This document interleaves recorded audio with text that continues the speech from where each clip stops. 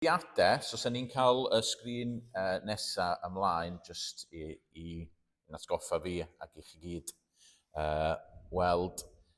Felly, da ni'n ddiolchgar iawn. Mae gennym ni Griff Jenkins efo ni y bore yma.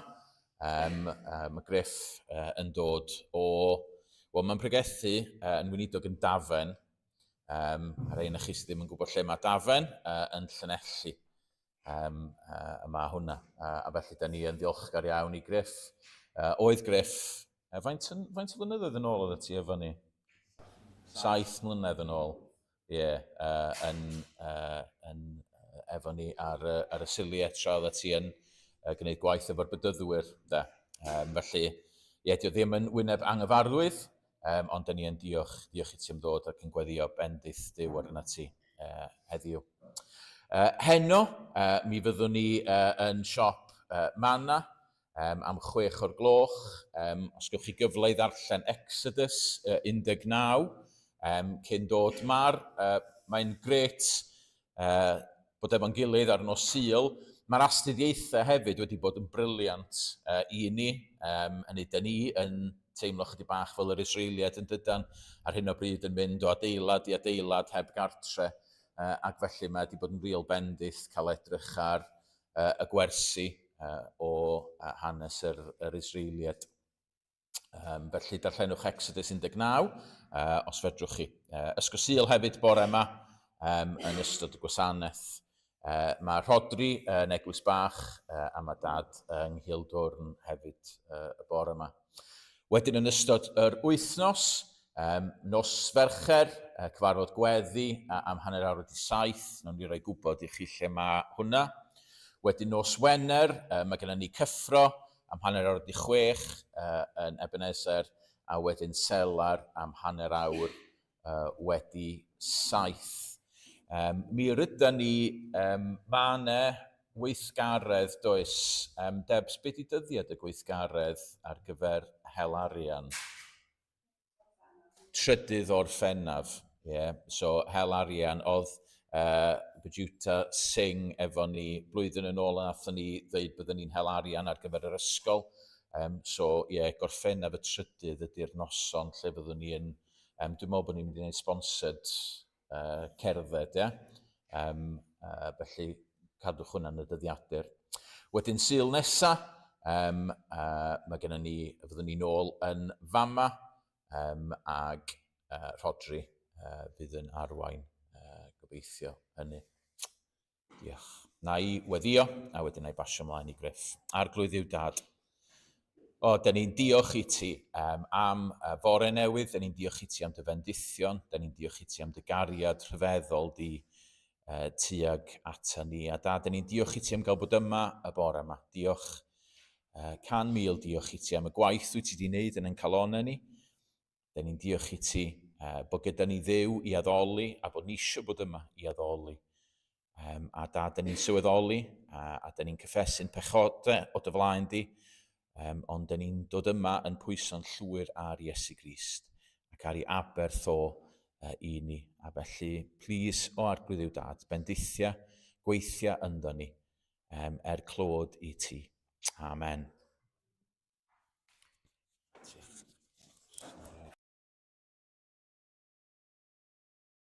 Diolch yn fawr am y croeso. Mae'n hyfryd bod yma gyda chi gyd addoli ein harglwydd yn gwiredwr. Felly ni'n mynd i ganu yr emyn cyntaf sydd ar y sgrin. Sanctaidd, sanctaidd, sanctaidd, Dduw holl alluog, gyda gwawr y bore, dyrchafon fawl i ti. Sanctaidd, sanctaidd, sanctaidd, cadar na thrigarog, trindod fendigaid, yw ein harglwydd ni. Felly gadewch ni ganu yr emyn gyntaf. Diolch.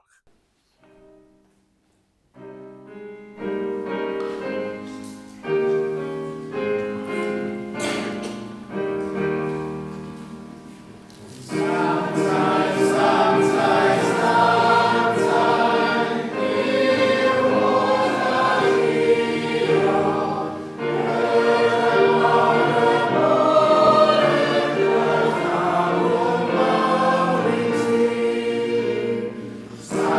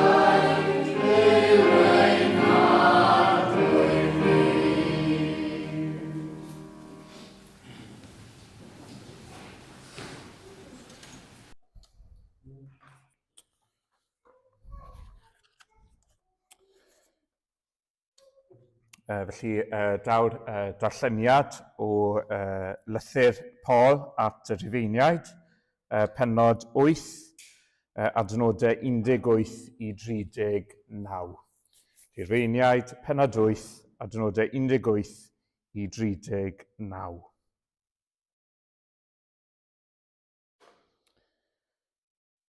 Rwyf fi'n cyfrif nad yw dioddefiadau'r presennol yw cymaru â'r gogoniant sydd ar gael ei ddatguddio i ni. Yn wir, y mae'r greadigaeth yn disgwyl yn dair am ei blant Duw gael ei datguddio. Oherwydd darostyngodd y greadigaeth i oferedd, nid o'i dewis ei hun, ond troi'r hwn a'i darostyngodd.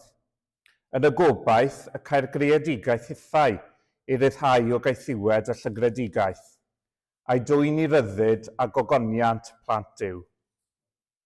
Oherwydd ddiwyddom fod yr holl greadigaeth yn ochneidio ac mae'n gwewyr drwyddi hyd heddiw.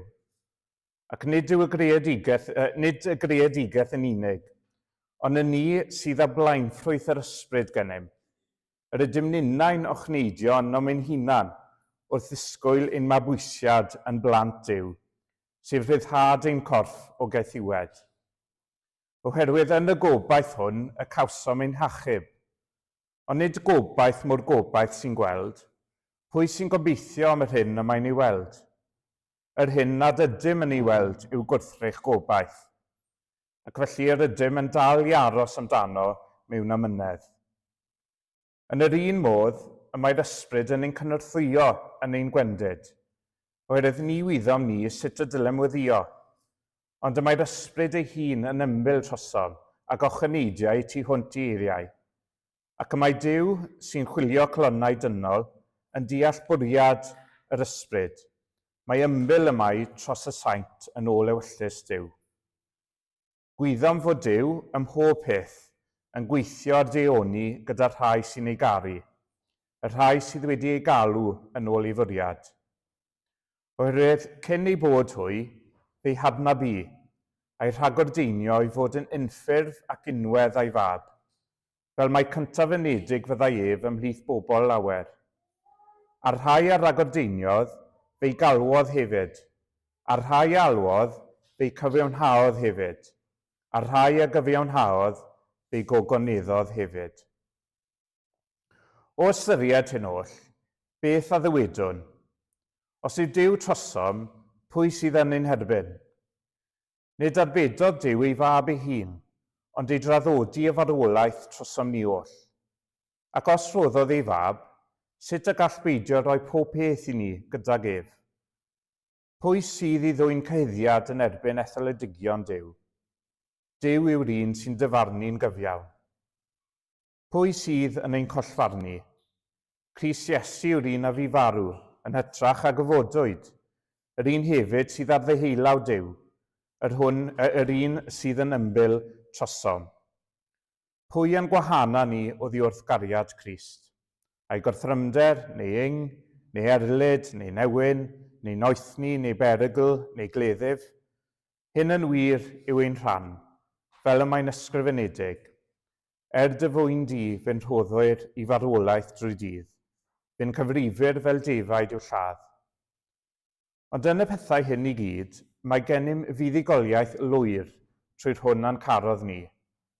Rwyf yn gwbl sicr na all nac angau, nac einioes, nac yngylion, na thywysogaethau, na'r presennol, na'r dyfodol, na grymesterau, nac uchelderau, na difnderau, na dim byd arall a greoed, ein gwahanu ni o ddiwrthgariad Duw yng Nghrist Iesu ein harglwydd. Amen. Felly, ein ni'n mynd i cael y stori plant nawr. Diolch. Reit, plant, ydych chi eisiau dod ymlaen? Eistedd y llawr yma, dwi'n llaio. Dwi ddim wedi llaio, ond mae'n ddigon glan ar y cyfer ni. Gwych.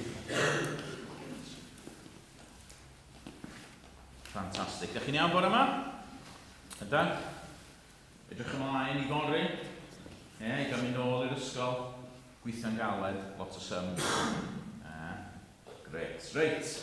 Wythnos diwethaf, Be fi oedd rhaid i chi wneud wrth diwethaf? Os dwi'n gwybod oedd hi'n wylio wrth diwethaf yn doedd, felly oedd na ddim ysgol, so fi o'ch chi'n gwneud rhywbeth gwahanol i'r arfer mae rhaid. Felly be fi o'ch chi'n wneud wrth diwethaf? Lle fes di? Fes di'n steddfod, do? Da iawn. Fes di'n cystadlu, neu jyst yn cerdded y gwmpas, yn gweld? Cerdded y gwmpas. A casglu beiros a stickers a bethau fel yna. Na, fes di'n mynd yna. Oce. Iawn, da iawn. Anna, lle fes di? Nes ti fynd i Greenwood i gallu gyffwrdd? O, lyflu. Da iawn. A ys ti ar reids yma na? Do? Gwych. Rwy'n wneud y beth? Daniel? Steddfod fes di hefyd? Oedd ddim rhaid i ti fynd y bell y steddfod na'n gweud. Oedd yn agos iawn i ti. Lle fych chi? Fych chi'n y steddfod hefyd, do? Nes ti fynd i steddfod? Steddfod? Waw. Wel, dych chi'n meddwl be? Fes i ddim yn y steddfod. Na, ddim o gwbl. Ond, mi fes i yn Bala. Yn Bala ni wrth diwetha. Be ydych chi'n meddwl o'n i'n neud yn Bala? Lle bydd rhaid na chi'n gwybod mae yna rhywbeth yn Bala. Gwersyll. O'n i'n neud gwersyll yn Bala, yn Bryn y Groes. Ac oedd gen i lwyth o blant yna, ac o'n i'n gorfod edrych ar ôl, ac oedden ni'n cael lot o hwyl ac dysgu amdan Iesu Grist. Ond, yn y gwersyll oedd gen i broblem. Achos o'n i'n gorfod edrych ar ôl lot o blant. Ac o'n i weithiau ni'n mynd am dro, oedden ni'n mynd am dro rwnd y llyn, neu oedden ni'n mynd dro lawr i Bala i hun, ac o'n i'n poeni bydden ni'n colli un o'r plant. Neu ella mwy nag un. Felly, be ydych chi'n meddwl o'n i'n medru wneud i wneud yn siŵr bod ni gyd yn aros efo'n gilydd? Dych chi ddim yn siŵr. Ydych chi'n meddwl... Mae gen i fi nifer o bethau fama, reit? Ydych chi'n meddwl bod fi wedi iwsio hein? Wps, mae'n di torri.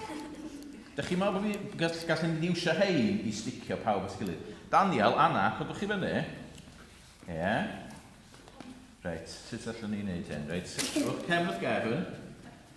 Reit, nawn ni roed peg yn y fanna ac yn y fanna. Reit, ydych chi'n oce? Reit, ydych chi'n meddwl se hynna'n gweithio? Na. I gadw pawb efo'i gilydd? Na? Ydych chi eisiau trio? Ydych chi'n mynd i cynnu? O! Na. Na, fydde pegs ddim yn gweithio na fydde. Reit, be arall sydd gen i yn fama? Super stick grab adhesive. Mae gen i fi, i fod yn onest, mae gen i fi lot o glud wahanol, hyd yn oed super glue. Pa un o hein ydych chi'n meddwl dyle fi ddefnyddio ar Daniel ac Anna? Dim ohonyn nhw. Na. Ydych chi'n meddwl fysa glud fel yma'n gweithio? I gadw'r plant i gyd rei gilydd? Na, os maen nhw aros hefo'i gilydd yn ddim bach. A wedyn bys fy'n hard Ydy, a dwi'n meddwl allan sy'n ni'n cael mewn i drwbl yn byswn. Sy'n ni wedi croed un o hein ar cefn pob plentyn neu ar ei llaw. Oce. Oh no. Dim yn sy'n. Ti'n gwybod beth i hein? Dych chi wedi gweld hein? Mae yna rhywun yn iwsio hein. Ti'n gwybod pwy sy'n iwsio hein? Yr heddlu. Yr heddlu weithiau. Ydy, Anna, codi fyny.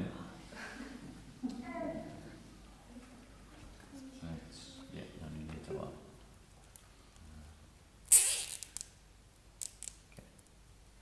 Daniel? Reit, tro, na i wneud y bryn yna. Dwi'n rhaid i denu ti na di. Reit, dwch at gilydd. Sut mae'n mynd i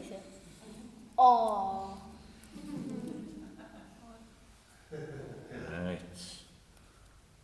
Sut ydyn nhw'n gael hwn off? Ti'n eisiau poeni am hynna, wan, agos? Kind of. Dych chi'n ffrindiau, ydych? Ie, so mae'n iawn. Hwnnw'n brio. Oce, reit, trowch rownd o la. Na ni, reit. Fedrwch chi gael hynna i ffwrdd? Na, ti'n gwybod torri nhw. Na. Ie? Okay, so fysa hwnna yn gweithio fysa. Yeah, so ni'n medru cael y plant i gyd, ac yn y gwersyll, fysa ni wedi medru mynd lawr i Bala, a fysa ni wedi medru rhoi cable ties, ac wedyn wedi medru sticio y plant at ei gilydd. A wedyn fysa ni wedi colli neb yn amser. Reit, ydych chi'n eistedd lawr? Reit be, mae gen i fi, dwi wedi dod, a sisryn efo fi. Reit, peidiwch byddwch yn ofalus, iawn, peidiwch symud. Mae cadw yn fi. Dwi eisiau cadw yn fi. Ia, gwych. OK, so, mae'r cable ties, hwnna oedd y syniad gorau i gadw pobl efo'i gilydd, ynde. Wel, ydych chi'n gwybod be?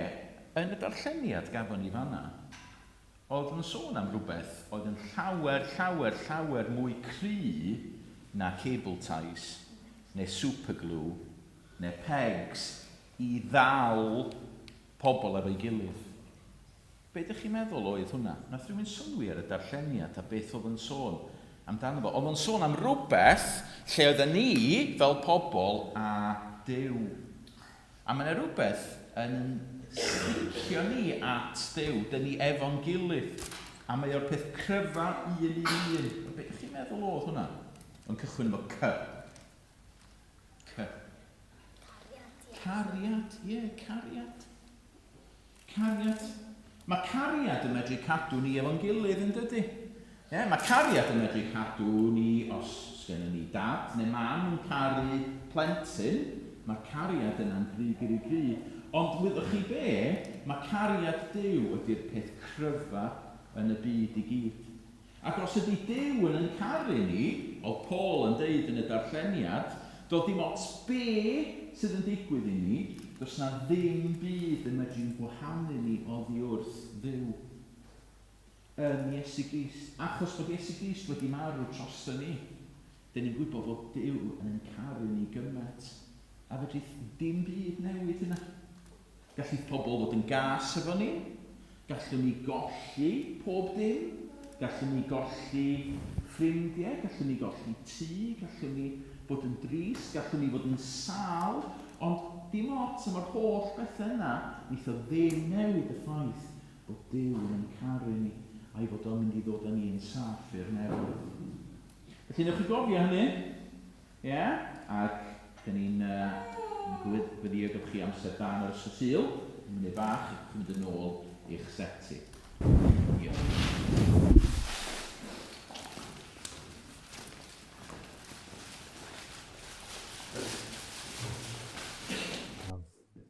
Diolch, yna'n hyfryd. Iawn, nawn ni barhau gyda'n hyddoliad trwy droi i ganu yr ail emyn.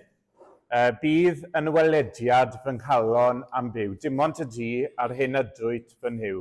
Yng nghwsg neu'n effro bob awr a phob pryd, ti yn oleini, ti'n llenwi fy mryd. Diolch. Oh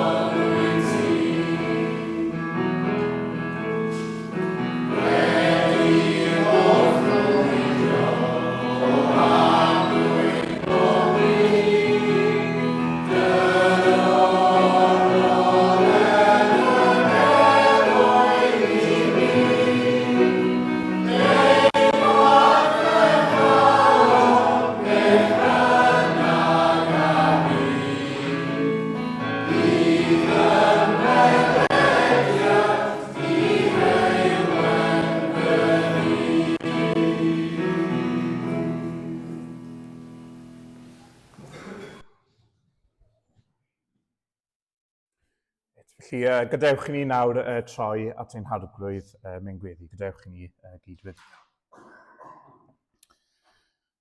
O ddiw ein tad a'n harglwydd ni. Ni'n diolch am yr anrhydedd yn awr, welly nesau Gerdyfron, ac i ni ddim yn nesau yn ein enw ni, ond yn enw Danwy'r Fab, yr arglwydd Iesu Grist. Ni'n diolch y Dad bod ni'n gallu dod ynghyd i daddoli. Ni'n diolch am y rhyddid sydd gyda ni i wneud hynny y Dad. I ni'n gweddio bydd y rhyddid yma yn parhau i'r dyfodol. O ddiw, diolch am hyn. Diolch am daddaioni i ni. A mawr wyt ti o Dad. Rwyt ti'n heiddi ein holl foliant. Ti yw creawdwr yr holl fydysawd. Rwyt ti'n cynnal pob peth. A fel wnaethon ni ganu yn yr emyn gyntaf y Dad, sanctaidd wyt ti o Dad. Rwyt ti'n gwbl byr. Rwyt ti'n gwbl sanctaidd. Ti fewn a ti fas o Dad. Does dim pechod yn gallu bod yn agos ato ti. Ond o Dad, mawr wyt ti. Rwyt ti hefyd yn gyfiawn o Dad. Mae popeth rwyt ti'n neud yn iawn. Rwyt ti hefyd yn llawn gras a trigaredd, yn araf i ddigio, Dad. A i ni'n rhyfeddu o Dad yn bod ni'n gallu nesau Gerdyfron yn nawr. I ni'n diolch yn enw Iesu bod ni'n gallu nesau yn hyderus ynddo ef o Dad, oherwydd ei berson a'i waith ef. I ni'n diolch am yr Efengyl, i ni'n diolch am Iesu, i ni'n diolch am ei ymgnawdoliad ef 2000 o flynyddoedd yn ôl. I ni'n diolch am ei fywyd perffaith, bywyd cyfiawn, bywyd i ni heb fyw o Dad. I ni'n bechaduriaid, i ni'n anghyfiawn, i ni'n bobl sydd wedi gwrthryfela yn derbyn di. I ni'n llawn pechod o Dad. Ond i ni diolch bod Iesu wedi byw bywyd cyfiawn ein mwy ni, a mynd i'r holl ffordd i'r groes, a marw, a gwneud iawn am ein pechodau ni, fel ein bod ni trwy ffydd, yn cael ein gwisgo a'i gyfiawnder ef, a ni'n mewn perthynias iawn gyda ti. Felly diolch o Dad amdano ef, a diolch am ei atgyfodiad ef hefyd, bod e wedi concro marwolaeth ar bedd, a bod e nawr ar dy ddeheulawd di yn eiriol trosom ni. Felly diolch o Dad am yr arglwydd Iesu. A ni'n gweddio bydd ei enw ef yn cael ei ddyrchafu yn ein plith ni bore yma. Byddwn ni'n syllu arno ef, bydd yr ysbryd glân yn ein helpu ni yn cymeirio'n llygad at yr arglwydd Iesu, i fyfyrio arno ef ac i bwyso fwy arno ef ac i garu ef yn fwy. I ni'n gweddio, bydd yr ysbryd glân yn bresennol yn awr yn ein cynorthwyo ni i daddoli di mewn ysbryd ac mewn gwirionedd y Dad. Bydden ni yn daddoli di o galon yn wirioneddol y Dad, yn sincere y Dad, genuine o'r galon. Helpa ni wneud hynny. Madde ni am beidio wneud hynny yn y gorffennol y Dad, ond helpa ni daddoli di mewn gwirionedd y bore yma. Ni'n gweddio wrth i dy air gael ei gyhoeddi, bydd yr ysbryd yn cymwyso dy air i'n calonau ni ac yn ei newid ni i fod yn debycach i'r arglwydd Iesu Grist. I ni'n diolch am ei waith o Dad yn ein calonau ni. Ni'n diolch am y gwaith mae wedi gwneud yno ni, bod yr ysbryd i roi calon newydd i ni o Dad. Oedd calon ni unwaith yn galon caled. Oedd ddim eisiau gwneud ym byd eitha di, ond ni'n diolch bod wedi rhoi calon newydd ni, calon o gig, calon sy'n derbyn dy wirioneddau di, a derbyn yr arglwydd Iesu fel ein gwaredwr a'n harglwydd ni. Felly diolch am waith yr ysbryd, a ni'n diolch bod y gwaith sydd wedi dechrau yno ni, bydde'n mynd i cael ei gwblhau ar ddydd Crist Iesu. Diwrnod pryd byddwn ni'n gweld Crist fel y cymau, a byddwn ni fel ef. O, diolch o Dad am y gobaith sydd gyda ni yn yr Efengyl. I ni'n diolch o Dad fel wnaethon ni glywed yn y stori plant a yn y darlleniad, bod dim byd yn mynd i'n gwahanu ni oddi wrth dy gariad di. Felly ni'n gweddio y bydd yr arglwydd yn cyfeirio ein colonnau ni yn awr at dy gariad di ac at ymynedd Iesu Crist. Helpa ni o dad, sancteiddia ni o dad. Gwna ni'n dybycach iddo ef. Helpa ni i fod yn ddidrigaredd tuag at pechod yn ein bywydau ni o dad. Helpa ni i frwydro yn ei erbyn. Helpa ni frwydro yn erbyn y diafol o dad. Helpa ni i ddweud na wrtho ef, i'w demtasiynau ef. Helpa ni i beidio dilyn ffyrdd y byd o dad, pan mae'n mynd yn groes i beth mae dair di yn ei ddweud. Helpa ni i ddweud na i'r hunan o dad, a i'r hen ddyn o dad. Helpa ni yn y frwydr, a ni'n diolch bod yr un buddugolaethus ar ein hochr ni, yr arglwydd Iesu Grist. A ni'n gwybod, mae'n gobeith y dad, yn ddoef, byddwn ni yn fuddigol, yn llwyr y dad, yn gyflawn pan ddaw ef yn ôl. Byddwn ni'n gorff ac yn enaid, yn berffaith y dad, a byddwn ni gyda ti a gyda'r arglwydd am y drygywydd. Felly diolch am hynny o dad. Bydd gyda ni nawr, ni'n gweddio, bydde ti yn y canol, byddai'n llygan ni'n llwyr arno ti ac ar yr arglwydd Iesu. Ni'n gweddio dros y rhai sy'n methu bod gyda ni. Ni'n gweddio am dyfendydd arnyn nhw. Ni hefyd yn cyflwyno Rhodri a Dafydd ger dyfrondi. Gweddio bydde ti'n eneinio nhw a dysbryd glân wrth i nhw goeddi dair di y bore yma. A ni'n gweddio, dad, os mae rhywun i ni'n nabod, dad, falle sydd wedi llithro yn ôl i ffwrdd ohono ti, ni'n gweddio bydde ti'n dod â nhw nôl ato ti dy hun. A ni'n gweddio dros aelodau yn teulu ni, ffrindiau, cydweithwyr sydd ddim eto yn dad nabod di. Ni'n gweddio, dad, y bydde ti'n torri mewn i'w bywydau nhw ac yn dod â nhw i fewn i dy deyrnas ti, ddod i nabod yr arglwydd ac i ymddiried ynddo ef. Felly ni'n gweddio, dad, achub fwy heddiw. Ni'n cyflwyno Bangor Gaerdyfron, ni'n gweddio bydde ti'n anfon dysbryd glân i lawr ar yr ardal yma. Bydde'r ysbryd yn argyhoeddi pobl o'i pechodau nhw, yn helpu nhw ddod i wybod pwy ydyn nhw Gaerdyfron di. Mae pechaduriaid aflan ydyn nhw, a bydde'r ysbryd wedyn yn arwain nhw i glywed y gair yn cael ei bregethu o dad ac i glywed am yr arglwydd Iesu Grist. A bydden nhw'n dod i ymddiried ynddo ef. Felly ni'n gweddio, ni'n gweddio am ddiwygiad y dad yn Bangor ac ar draws Gymru heddiw. Felly dad, bydd gyda ni. Diolch am yr addewid yn dair, lle mae 2 neu 3 yn dod at ei gilydd yn dy enw di, dyna lle wyt ti nawr yn ei canol. Felly diolch y dad, bod ti yma nawr yn ein plith ni. A rho golwg ffres ohono ti i ni nawr y bore yma ac o dy fengil di. Defnyddia ni a cynorthwya ni gogoniant i enw di. Ni'n gofyn hyn i gyd yn enw y Danwyl Fab, yr arglwydd Iesu Grist. Amen. Iawn, ni'n mynd i ganu nawr y trydydd, emyn. Cyn llunio'r byd, cyn lledu'r nefoedd wen, cyn gosod hael na lloer na serich ben, fe drefnwyd ffordd yng nghyngor 3 yn 1 i achub gwael golledig eog ddyn. Diolch. For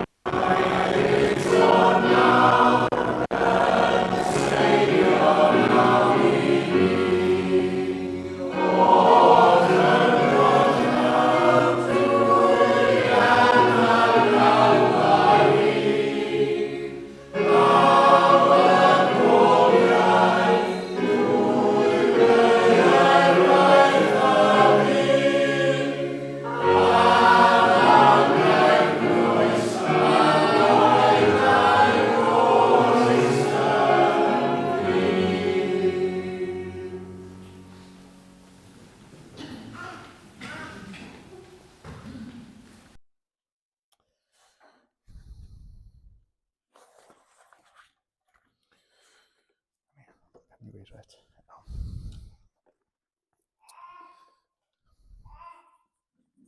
Felly bore yma, i ni'n mynd i edrych ar adnodd nawr, nid o'r darlleniad, ond o ail lythyr yr Apostol Paul at yr eglwys yn Thessalonica. Felly un adnod 2 Thessaloniaid pennod 3 adnod 5 sy'n dweud bydded i'r arglwydd gyfeirio'ch calonnau at gariad Duw ac at ymynedd Crist.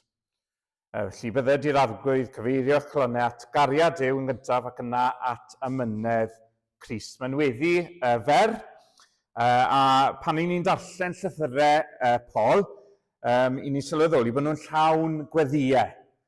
Fel dyle'n bywydau ni nawr fod yn Crist, llawn gweddiau i'r arglwydd.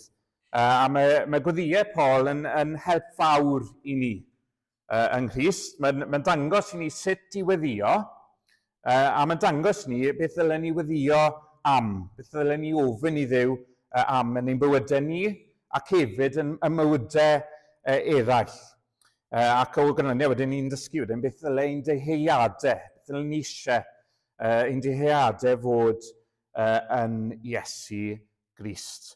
A mae Paul yn dweud yn Effesiaid 2:17 yng Nghrist, neu trwy Grist, mae gennym ni ein dau, felly oedd yn sôn am yr Iddewon a'r cenedloedd, felly pawb, mae gan bawb ffordd, access i ddod mewn un ysbryd at y tad. Mae ffordd gyda ni i ddod i weddio, i alw ar y tad, 24/7 access, 100% coverage. Smots, pa amser yw i lle bynnag i ni, chi'n symud y bwyty, wrth gwrs, smots lle i chi, wrth gwrs mae gyda ni ffordd yn Iesu Grist i ddod at Dduw mewn gweddi. Ac i ni'n darllen yn Ebriaid hefyd, oherwydd bod gyda ni archoffeiriaid mawr, Iesu, sy'n gallu cyd-ddioddef, cyd-ymdeimlo a'n gwendidau sydd gennym ni, un sydd wedi ei demtio am mhob peth yn yr un modd â ni, ac eto heb bechod. Oherwydd hynny, ni'n gallu nawr nesau mewn hyder a tosedd gras yn mwyn derbyn sigaredd a chael gras yn gymorth yn ei bryd. A ni wastad angen cymorth o Dduw. Felly gweddi, mae gweddi Paul yma nawr yn weddi hyfryd, weddi byr a chofiadwy. Bydded i'r arglwydd gyfeirio'ch calonnau at gariad Duw ac at ymynedd Crist. A mae'n weddi nawr dros ei frodyr a chwiorydd yn Thessalonica, ei frodyr a chwiorydd yn Crist, felly Crisnogion yn yr eglwys yn Thessalonica. A oedd yr eglwys yma nawr yn eglwys ifanc, felly blwydd oed pan nath ysgrifennu'r llythyr yma iddyn nhw, oedd yn llawn credinwyr newydd. A oedd, ni'n darllen oedd Paul yn actau, oedd Paul, Silas a Timotheus wedi dod ar y fengil i Thessalonica o amgylch y flwyddyn 50. A o ganlyniad trwy ras Duw, dyma llawer yn troi at Dduw oddi wrth ei lunod i wasanaethu gwir Dduw byw. Dyna beth ni'n darllen yn 1 Thessaloniaid pennod 1. A dyma nhw'n troi at y gwir Dduw byw ac i ddisgwyl ei fab Iesu Grist o'r nefoedd. A oedd y eglwys felly wedi cael ei blannu yna. A wedyn cwpl y fisoedd ar ôl hynny, dyma ar ôl Paul gadael, dyma fe'n ysgrifennu llythyr gyntaf, ac yna misoedd wedyn, dyma fe'n anfon yr ail lythyr. Felly oedd yn eglwys ifanc iawn, a oedd yr eglwys yn profi eryldigaeth ffyrnig o'r dechrau. Ac oedd nhw dal yn ei brofi wrth ddilyn Iesu Grist. A mae Paul nawr yn ysgrifennu y llythyr gyntaf, ail lythyr i'w cysuro nhw ac i'w cwiro nhw hefyd ar gair ddysgeidiaeth, a mae'n gweddio y gweddi cynnes yma drostynt yn y llythyr. A fi'n siŵr hefyd y byddai'n gweddio hyn dros ei hunan fe cyfeirio fy nghalon at gariad Duw ac at ymynedd Crist. A mae'n weddi gallwn ni nawr weddio dros yn hunan a bawb yma yn yr eglwys.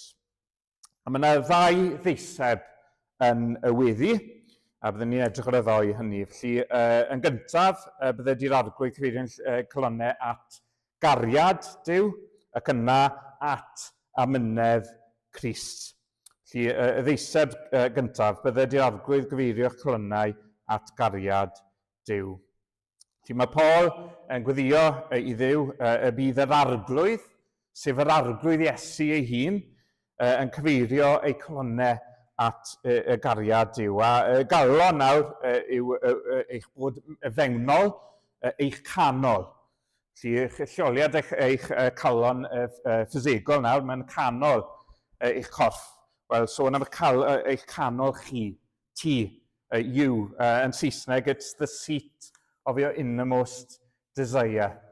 A felly bod chi wedi gweld y poster yma, USA Army Recruitment poster, gyda Uncle Sam, lle bod chi wedi gweld yn pwynto ac yn dweud, I want you for US Army. Wel, dyma beth mae Paul yn gweddio yma. Mae eisiau nhw, y Thessaloniaid, you, bydd yr arglwydd yn cyfeirio chi at gariad Duw. Mae Paul nawr yn ymwybodol i fod ef methu wneud hyn ei hunan, bod ef methu cyfeirio colonnau. A felly mae'n gallu, wrth gwrs mae Paul yn gallu amlinellu ryw bethau am gariad Duw trwy brygethu y gair, ond mae'n methu arwain colonnau yn bersonol at gariad Duw, i brofi cariad Duw. Dim ond yr arglwydd all wneud hynny. Felly dyna pam mae'n gweddio'r arglwydd i wneud hynny. Felly mae'n galw'r Iesu nawr yn arglwydd. Mae hynny'n wir am Iesu, mae'n arglwydd y fydysawd. Mae'n arglwydd dros bob peth. A mae hyn yn cynnwys nawr colonnau dynion, colonnau chi a fi. I ni'n darllen yn Ioan pennod 1 adnod 3. Mae ef yw creawdwr pob peth. Mae'n dweud daeth pob peth i fod trwyddo ef. Hebddo ef, ni ddaeth un dim sydd mewn bod. Felly, nath e creu pob peth i ni'n gweld nawr. Ar ôl y gwasanaeth, nawr pan chi'n mynd mas a gweld y byd, nath Iesu creu pob peth. Ef yw cynhaliwr pob peth fel arglwydd. Mae'n cynnal heddiw pob peth. I ni darllen Emreaid, pennod 1, adnod 3. Eto, mae'n cynnal pob peth a'i air nerthol. Felly mae'n greawdwr, cynhaliwr pob peth, a hebddo ef, wrth gwrs, bydd popeth yn dymchwel, clapso, fel ni'n dweud, ac yn mynd i ddim byd. Felly mae'n cynnal pob peth. A dyma, wrth gwrs, beth oedd y apostolion yn coeddi. Ni'n darllen y llyfr Actau yn pregethau yr apostolion yn coeddi oedd Iesu nawr yn arglwydd pawb. Ef yw arglwydd pawb. A dath wrth gwrs a trygredu yn yr arglwydd Iesu i ni'n cael ein hachub. Ymddiried ynddo ef, cred yn yr arglwydd Iesu ac fe gei dy achub. Ef yw'r un nath ddod i'r ddeiar, nath farw dros bechaduriaid ar y groes atgyfodi o'r meirw ar y trydydd dydd ac yna esgyn i'r nef. A mae nawr yn eiriol dros ei bobl ar ddeheulaw y tad. Mae'n arglwydd. A mae'n arglwydd dros y byw a'r meirw ac bydd yn dod nôl yr ail waith rhyw ddydd i farnu'r byw a'r meirw. Felly dyma pwy mae Paul yn gweddio bydd yn cyfeirio colonnau efrodyr a chwiorydd yn Thessalonica at gariad Duw, yr arglwydd Iesu Grist ei hun. A mae'r gair cyfeirio nawr yn golygu fwy na pwyntio. Felly, mae ddim yn gofyn i Iesu na pwynto pobl at gariad Duw. Mae'n fwy na rhoi cyfeiriadau, lle felly chi wedi cael y profiad hynny, rhywun yn arafu'r car awr wrth chi gerdded Rhyd y Palmant, a chi'n meddwl, pam mae hwn yn arafu lawr wrth ymyl, wel mae'r ffenest yn lawr wedyn, mae'n gofyn am cyfeiriadau i rywle, wedyn chi'n rhoi y directions iddyn nhw. Wel, nid hynny i ni gyda fan hyn. Mae'n golygu rhywbeth fwy intimate, tywys ac arwain. Gafael mewn llaw person a'i symud nawr o un lleoliad i leoliad arall. Felly mae'n cyfeirio bersonol. Dyna beth mae Paul yn gweddio nawr. Bydde Iesu hun yn cyfeirio, yn gafel llaw fel petai, a mynd â nhw at gariad Duw. A mae'r gair cyfeirio yn ymddangos eto, dwy man arall yn y Testament Newydd, ond un man ei bwyntio allan yn Luc pennod 1 adnod 79. I ni'n cael Zacharias, tad Ioan Fedyddiwr, wedi ei lenwi ar ysbryd glân. Mae'n proffwydo, proffwydo bod yr arglwydd Iesu yn un a fydd yn cyfeirio, yr un gair, cyfeirio'n trad i ffordd tangnefedd. Dyma beth mae'n gweud yn gyfan, hyn yw trigaredd calon i'n Duw. Fe ddaw ar wawr ddydd, sunrise, o ddichod i'n plith, i lywyrchu ar y rhai sy'n eistedd yn ywyllwch cysgodangau, a chyfeirio ein traed i ffordd tangnefedd. Felly mae'n dweud, mae Zacharias yn dweud, bydd Iesu sydd i ddod, bydd yn tywys ac yn arwain ei bobl, oedd yn eistedd yn ywyllwch cysgodangau, i fod mewn perthynas o heddwch a Duw, i brofi tangnefedd Duw, ac i fod wedyn trwy waith ysbryd yn dangnefyddwyr yn peacemakers.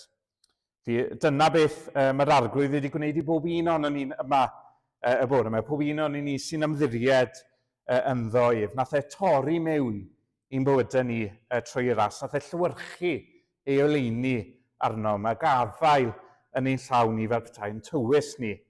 O fod o'n i'n unwaith y gorwedd dan ddigofaint Duw, a'n tywys ni wedyn, i fod mewn perthynas iawn gyda Duw, i fod dan wen Duw. Felly dyna beth mae Paul yn dymuno i'r Thessaloniad, bydde'r arglwydd yn ei tywys at gariad Duw. A mae'r Thessaloniad yn barod wedi profi cariad Duw. A mae Paul fan hyn nawr yn gweddio bydden nhw'n profi mwy a mwy ohono fe. Felly'r cwestiwn yw nawr, beth yw cariad Duw? A mae'r gair sy'n cael ei ddyddio fan hyn am gariad yw agape. Felly bych chi wedi clywed hynny o'r blaen. Mae'n dod yn aml i fyny yn y Testament Newydd, agape, cariad agape. Ystyr enw cariad, mae'n gariad hunanol. Meddiwch fi, cariad anhunanol. Gwbl wrth i'n tyfydd. Ac hefyd mae'n gariad hunan aberthol. Sacrificial love. Cariad hunan aberthol Duw. Dyma gariad Duw at bechaduriaid. Cariad Duw at wrthryfelwyr sy'n heiddi wrth natur digofaint Duw. Dyma gariad Duw. Nath medd un person, Joel Beakey, nath ei ddweud, it is God's gracious and merciful kindness for people apart from what they deserve. Caredigrwydd graslon thrigareg Duw at bobl ar wahân i'r hyn y maint yn ei heiddi. Cariad i'r anheiddiannol a'r anheiliwng. A ni'n gweld nawr, lle ni'n gweld yr arddangosfa uchaf, y gorau o gariad Duw at bechaduriaid. Wel, ni'n gweld y marwolaeth ei fab ar y groes. Dyma lle ni'n gweld cariad Duw, fel bethau yna, mae'n HD. Mae wedi clywed bod 4K, fi ddim yn deall yn iawn, ond mae teledu nawr sy'n 4K, ansawdd 4K neu 8K. Ond dyma lle ni'n gweld yr ansawdd gorau ar y groes. Mae'n dweud yn Rhufeiniaid pennod 5 adnod 8. Prawf Duw o'r cariad sydd ganddo tuag atom ni, nawr ni sy'n ymddiried yn Iesu, yw bod Crist wedi marw drosom pan oeddem yn dal yn bechaduriaid. Felly mae'r Thessaloniad yn barod wedi profi cariad Duw. A mae Paul yn dymuno bydden nhw'n gwybod mwy am y cariad. Bydden nhw nawr yn tyfu yng ngwybodaeth cariad Duw. Felly gwybodaeth, ffeithiau, wrth gwrs, am gariad Duw, ond yn arwain wedyn i dyfu mewn adnabyddiaeth bersonol o'r cariad. Bydden nhw'n myfyrio, yn bwydo ar ei gariad, ac yn enwedig nawr yn eu sefyllfa nhw yng nghanol erledigaethau ffyrnig, yn mynd trwy cyfnod anodd. A parhaus, mae'r erledigaeth yn barhaus gyda nhw. Oedd eisiau nhw nawr brofi fwy o gariad Duw. A dylen ni ddymuno hyn i'n gilydd yng Nghrist. Bydden ni yn dod i wybod fwy am gariad Duw tuag atom ni. Ei gariad gwnaeth arwain fe i anfon ei unig annwyl fab i'r byd ein mwyn ni, i farw ar y groes drosom ni. Ei fab nawr tragwyddol annwyl. Yr un sydd wedi bod wrth ei ochr ers tragwyddoldeb, erioed, wastad i bod wrth ochr ef, Duw y mab, a gwnaeth Duw nawr ei anfon ef i galfaria ein mwyn ni. Ni wybu Crist beth oedd pechu, ond gwnaeth Duw ef yn un a phechod drosom ni.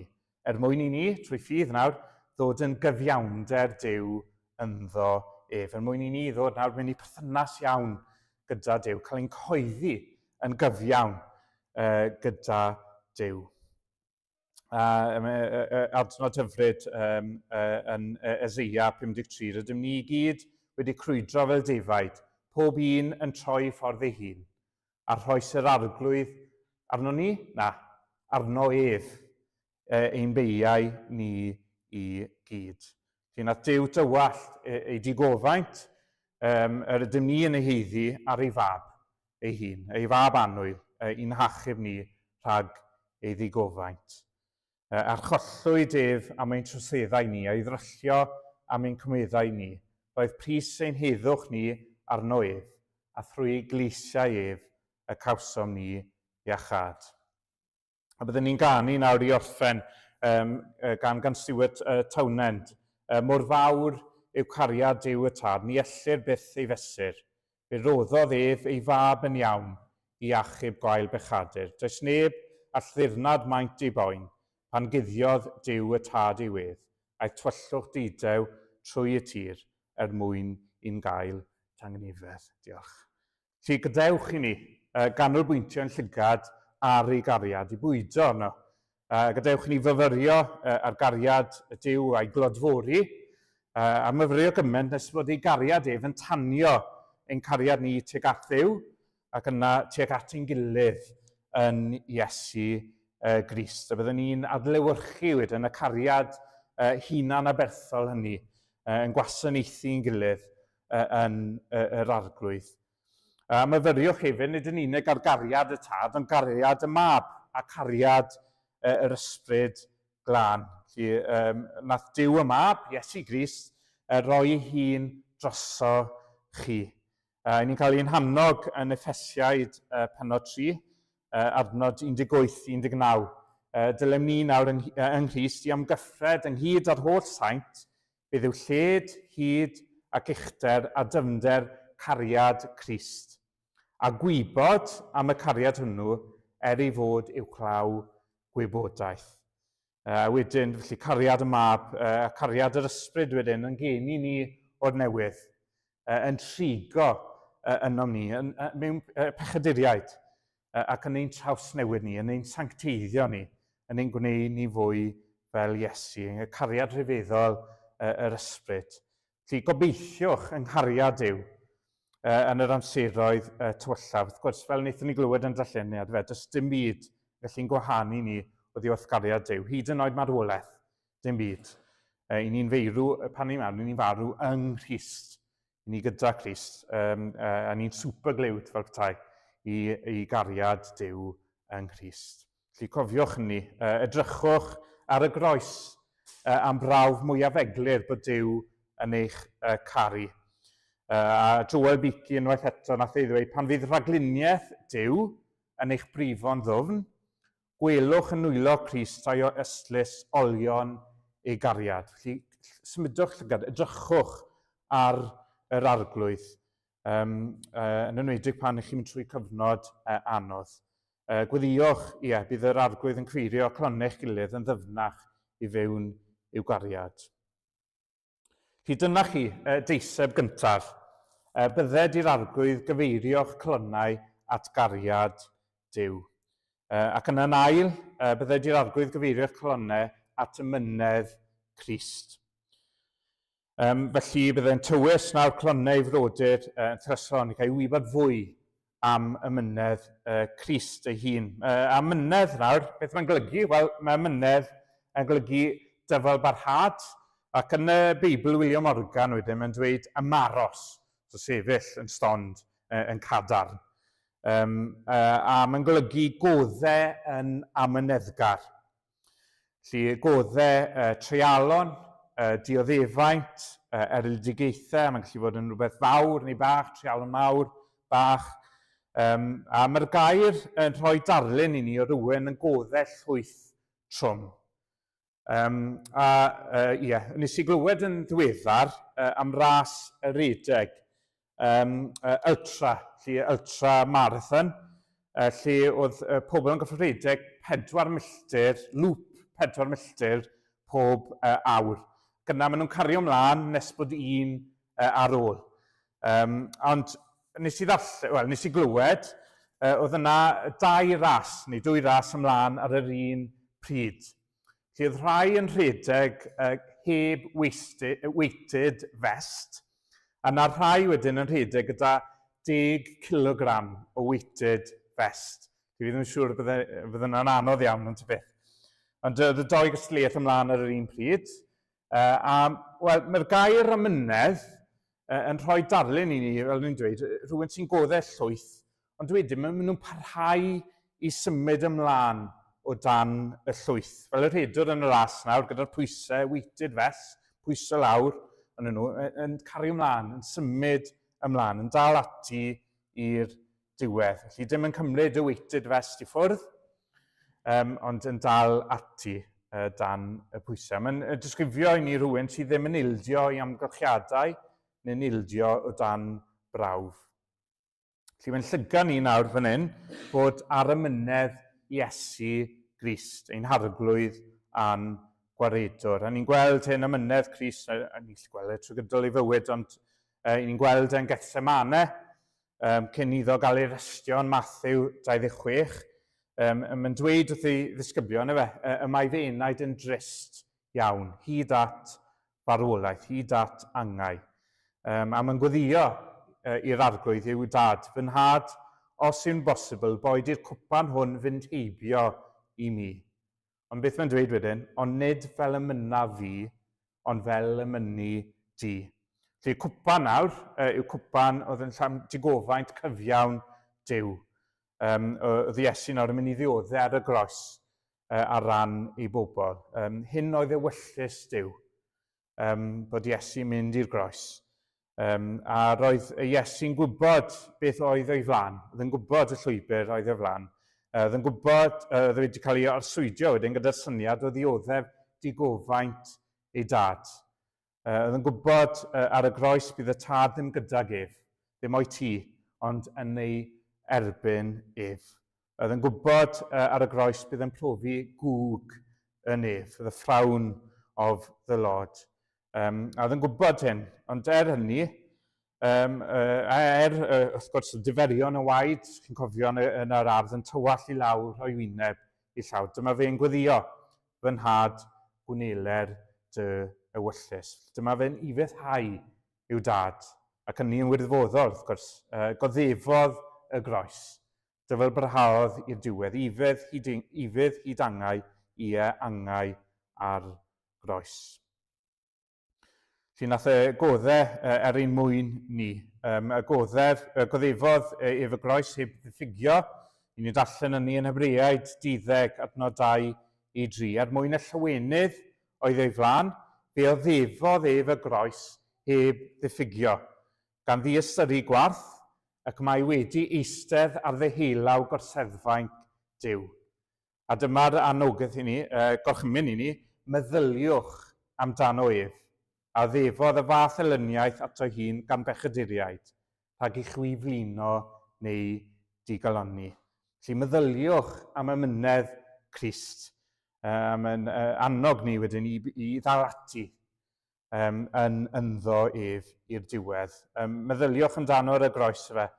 May ddyn esbonio, drop by drop of blood for 6 long hours he poured out his life and never answered his mockers a word. Felly nath e goddau i'r diwedd o Gethsemane i Golgotha. Cwestiwn un nawr, pam mae Paul yn gweddio byddai'r arglwydd yn cyfeirio clonau'r Thessaloniaid at ymynedd Crist? Wel, mae eisiau nawr i ddyfel brhad ac ymynedd Crist fod yn eiddo iddyn nhw. Wrth i nhw edrych nawr am myfyrio ar ei ymynedd yn yr ysgrythurau ac yng ngeiriau Paul fel apostol, mae Paul nawr yn deheu y bydd yr ysbryd yn cymwyso'r ymynedd Crist i'w bywydau nhw. Bydden nhw'n adlewyrchu hynny yn eu bywydau. Bydden nhw ddim yn ildio i'w hamgylchiadau neu'n ildio o dan brawf, ond yn dal ati'r diwedd yn dilyn Iesu, yn gwneud y wyllus Duw. Am angen ymynedd a dyfalprad arnom ni ar gyfer y treialon mawr a rai bach yr ydym ni yn ein gwynebu neu yn mynd i wynebu wrth i ni lynu wrth Grist. Ond mae Crist yn rhoi ni yn nerth i allu brwydro trwy hynny. Christ provides us with strength to bear one more drop of trial, take one more step, live one more day, even the severest of sorrows. Felly ni fod i cyfeirio'n llygad ato ef. I ni ddim nawr i'w chraw treialon, i ni ddim yn ysgoi nhw, ond i ni fod i fynd trwy treialon, i ni fod i'w goddau. A dylen ni ddim goddau nawr yn cwyno trwy'r amser, ond dylen ni trwy ras Duw dyfalbrhau gyda llawenydd yr ysbryd a gofyn i Dduw am y ras hynny. A dylen ni wynebu amgylchiadau anodd gan wybod trwy ffydd bod Duw ym mhob peth yn gweithio daioni gyda'r rhai sy'n ei garu, y rhai sydd wedi ei galw yn ôl ei fwriad.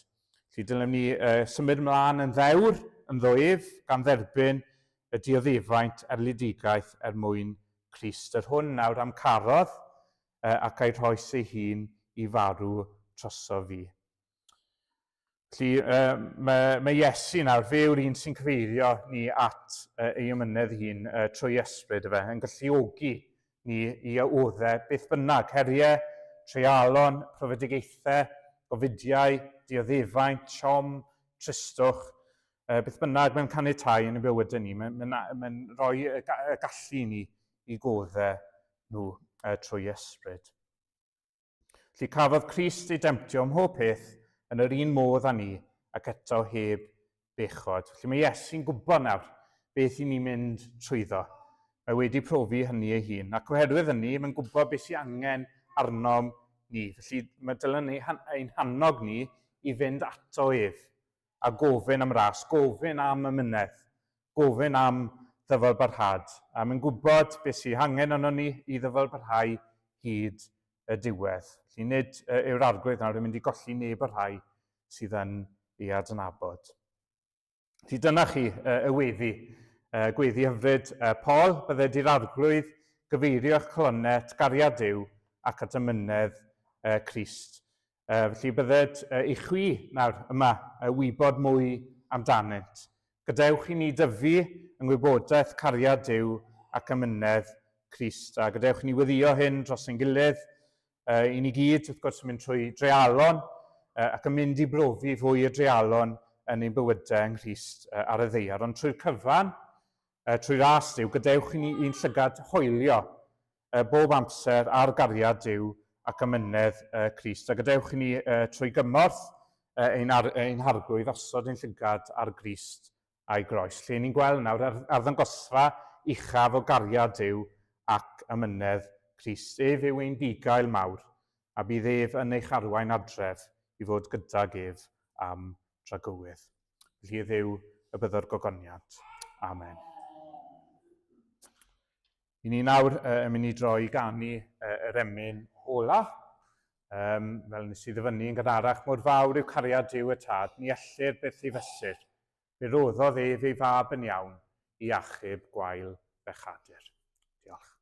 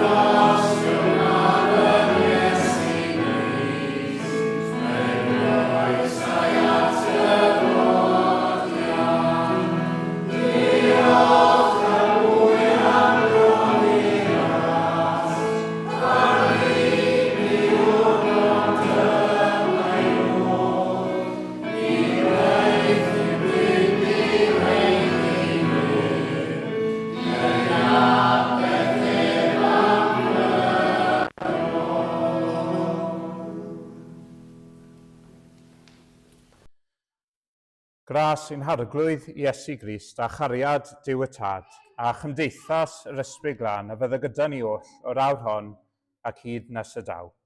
Amen.